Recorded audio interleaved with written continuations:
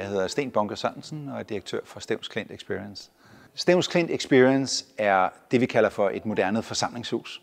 Så de indsatsområder, som vi har, er musik, altså kultur, det er sport, idræt, og så er det selvfølgelig formidling af Stevns Klint. Så vi har taget det, der skete for 66 millioner år siden, og lavet formidling over en udstilling, som fortæller, hvad der skete.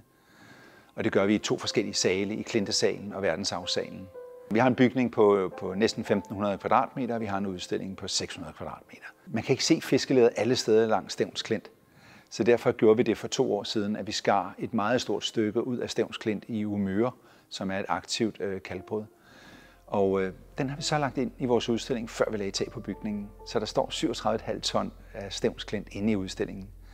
Visionen for arkitekterne var at bygge oplevelsescentret ind i Stevns Klint-væggen, så det er så neutralt for området som overhovedet muligt. Da vi skulle lave byggeriet, gjorde praksisarkitekter det, at de lavede et stort researcharbejde for at finde de materialer, som det her skulle bygges af.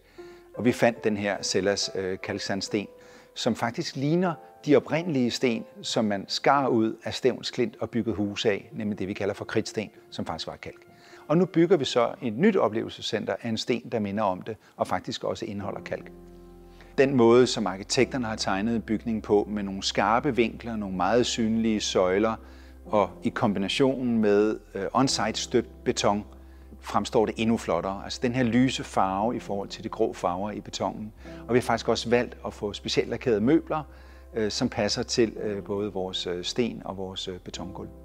Og en anden fordel ved den her sten er, at den akustisk også er rigtig spændende. Så vi har fået en bygning, som er gudsmuk, men som også akustisk er meget interessant. Og det er noget, vi har brugt en del ressourcer på, fordi det er et koncertsted. Men også for at lave en bygning, hvor det er rart at være, når man sidder og spiser en god middag.